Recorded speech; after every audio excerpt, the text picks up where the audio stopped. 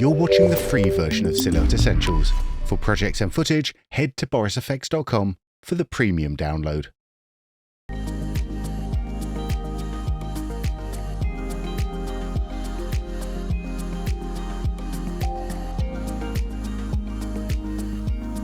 Okay, so the last part of this class is just to go over the Profile tab. I'll go over the presets and this Paint tab area over here in a later class where they can be shown in the context of a different shot. So for the brush profile, it's all pretty self-explanatory. With the size, you can just increase the size using the Control-Command key or use the brackets. With the opacity, you can just either use the sliders or you can hold down the Alt-Option key and the Control-Command key, and if I drag left or right, you can see that this number is changing. So that's a little hotkey shortcut there.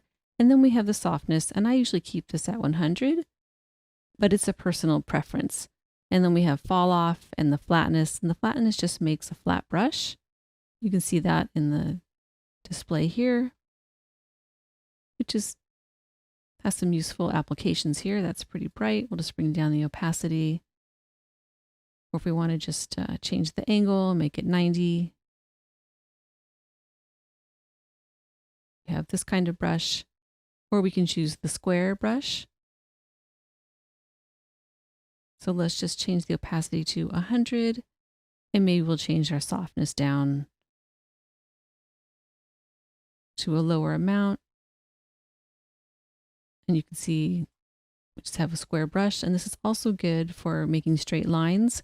So with any of the brushes, if you hold down Alt-Option and you click and then click again, you have a straight line.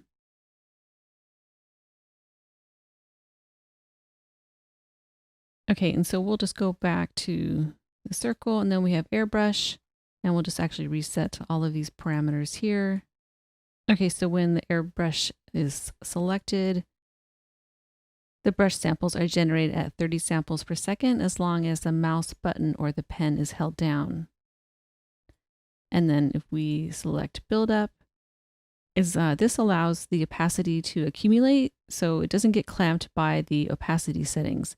So if I just make this 50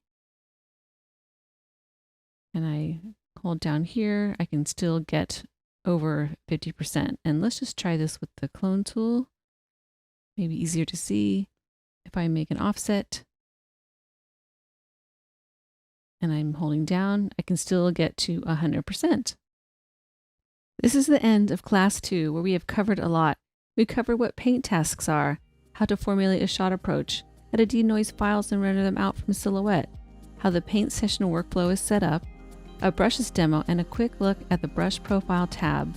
I hope to see you in the next class, which I will focus on the clone tool and all of the other paint windows and parameters. See you then.